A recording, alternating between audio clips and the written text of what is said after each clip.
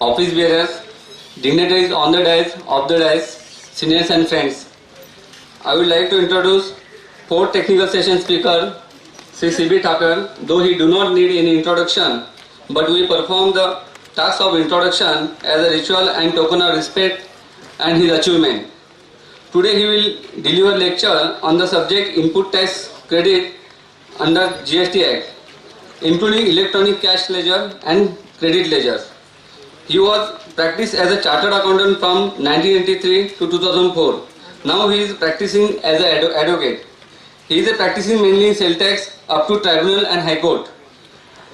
He has submitted paper and delivered lecture on sales tax subject as various seminars and conferences for tax practitioners, students and beginners in the professions, conducted by Institute of Chartered Accountants of India, Sales Tax Practitioners Association of Maharashtra, various regional practitioners association and other organizations like Lions Club, Rotary Club, etc. He was president of Sales Tax Practitioners Association of Maharashtra for the year 1995-96. He is regular contributor of articles in magazine published by Bombay Chartered Accountants Society, All India Federation of Tax Practitioners, newsletter published by WRC of ICAI, and Sales Tax Review published by STPM. He was chief editor of Sales Tax Review for the year 96-97 and 97-98 published by STPM. He authored study material for beginners in sales tax laws in Maharashtra for WRC of ICAI and also co-authored study material on Central Sales Tax Act for the Institute of Chartered Accountants of India, New Delhi. He was the member of publishing committee of books on VAT under the MAT Act 2002 and issue on VAT audit published by WRC of ICAI. He was co-opted members of research committee of the Central Council of Institute of Chartered Accountants of India for the year 2002-2003 and research publication committee of WRC of ICAI for the year 2009-10. With this brief introduction, I request all of you to welcome CB Saab with big hands. On behalf of STPM, I request our Joint Secretary Raj Shah to offer memento to CB Thakkar Sahib.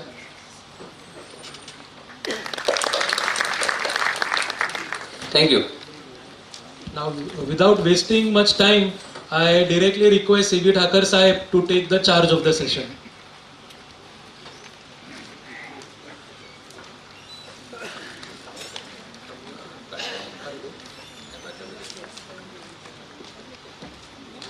On the dais, my seniors and friends.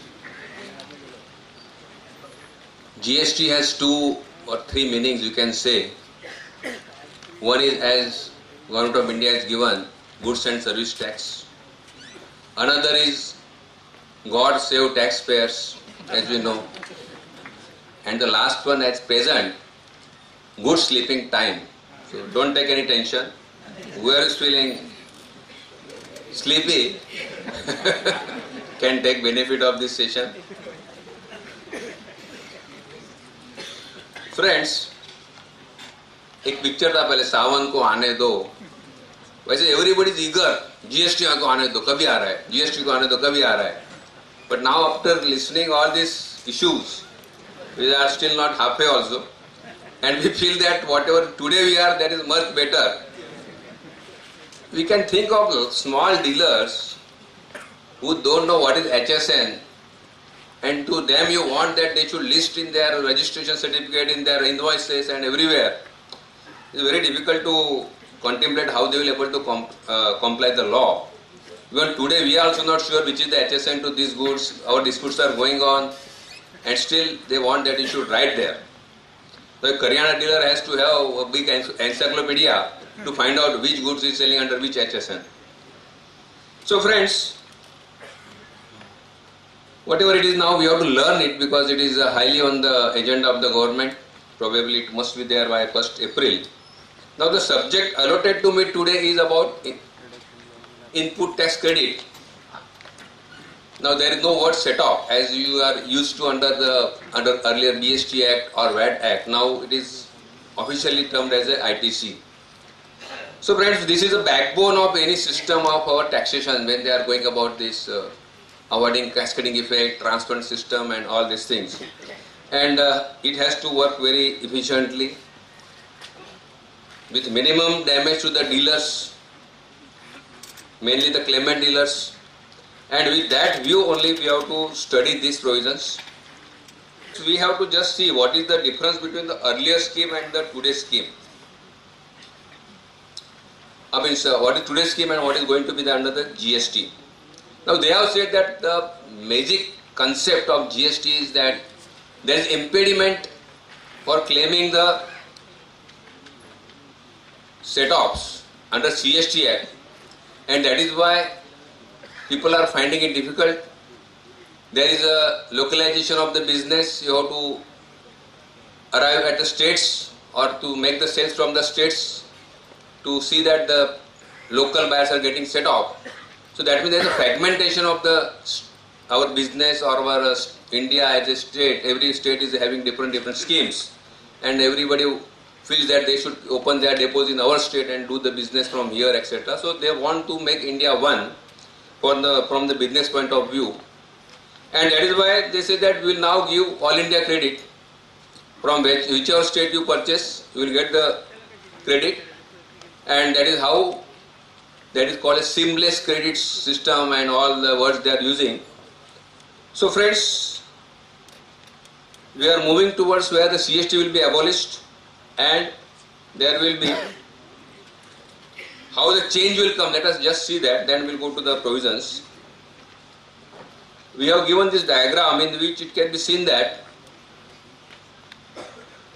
if you suppose today Maharashtra dealer sells goods to any UP dealer or Gujarat dealer, he will charging CST either 2% or higher rate, whatever is applicable. But then Gujarat dealer will not get set off of that. So that is a cost to him, and then again on that again further tax is getting attracted and everything, and cascading effect, what we call that, takes place. Now under this scheme, there will not be tax of CST etc. It will be GST only, and the GST will be vatable. So even if you are charging, suppose there is an interstate sale, there will be integrated tax on that, but then you will get set off, that the buyer will get set off. This is consumption based tax. So there they will get the set off, that GST and network will see that whatever tax you have paid get transferred that state, and they will be able to give you credit. So that is how, whether you purchase within the state of Maharashtra or whether you purchase from UP or Gujarat, against the interstate purchase, both will have same tax effect. That is what the main solution they want to bring to this problem of set off and seamless credit, what you call it. So friends, I have just given a diagram. I think nothing more to say about it. Now that all taxes which are getting subsumed in our new GST, that also is everybody knows. Now coming to the system, what input tax credit will be there.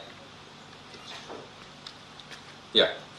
Now friends, there are certain relevant provisions which you have to refer to come to the point of what is the set-off or ITC available to us. See, there are 109 definitions in section 2. I think maybe highest number. Up till now we have seen up to 36 in the BST or even the VAT also. But now this is all India based, so at least there is something more. So friends, first one is that input. First of all, you should know what is the input tax credit, so you should know what is input. Input is defined in section 254, 2.2 subsection 54. It says input means any goods other than capital goods subject to exceptions as may provided under this act or the rules made thereunder, used or intended to be used by a supplier for making an outward supply in the course or furtherance of the business. So you have to see input, because input word and input tax both are differently defined. When you call input, you have to restrict the meaning other than capital goods. When it is input tax, it will also include tax on capital goods. So this is something different. When we go to section 16 about this ITC, we'll note that difference. Now what they say, other than capital goods subject to exception has been provided, used or intended to be used by a supplier for making an outward supply in course or furtherance of business. Now this is going to be again in course or furtherance of business, that always you have to go on proving if you want to have input. First of all, because to bring in the criteria of input tax credit, you have to first prove that this is my in course of my business or in furtherance of my business. So when we go actual provisions, we'll come to know how much goods are getting excluded, what you have to take care while to show that it is in course of business. That will come to at that point of time. Already Deepak Bhai in the morning has explained what is the business, in course of business, furtherance of business. So all these criteria you have to keep in mind. I just at this juncture remember income tax assessments.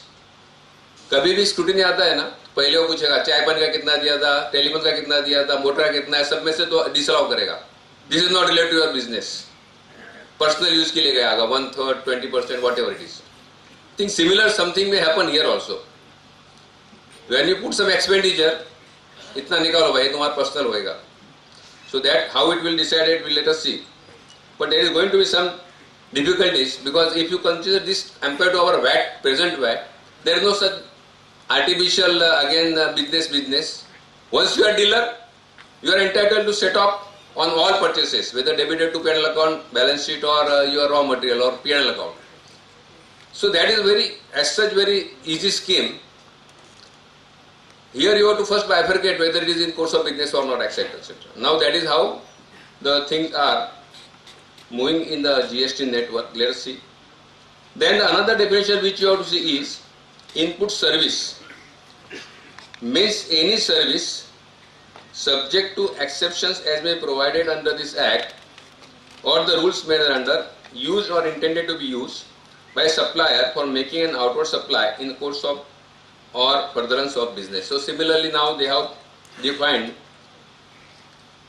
input relates to goods and input service relates to services. Then they have also defined the word input service distributor. That is not there, but it is in section 2 subsection 56. But already Sujata madam has indicated what is the input service distributor. That term has also been defined here. Means an office of the supplier of goods and or services which receives tax invoices issued under section 23 towards receipt of input services and issues tax invoice or such other document as prescribed for the purpose of distributing the credit of CGST and or IGST paid on the said services to a supplier of taxable goods and or services having same PAN as that of the office referred to above.